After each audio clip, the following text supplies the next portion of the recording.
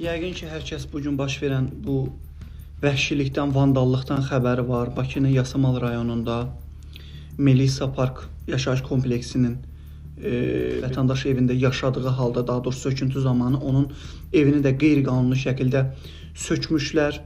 Çox təəssüf ki, hələ də ərazi üzrə deputat, səhv eləmirəmsə Asim Mollazadə olmalıdır. Həmən ərazi üzrə deputat hələ də səsi çıxmır. Ölkə demək olar qarışıb bir-birinə. Daxili İşlər Nazirliyi, dövlət qurumları buna məsələyə reaksiya verib, amma deputatdan hələ də biz bir cavab ala bilmirik. Hələ ki deputatdan bir səs-səmir çıxmır ki, bu vətəndaşın hüquqlarının pozulmasına nə vaxt görəsən dillənəcək.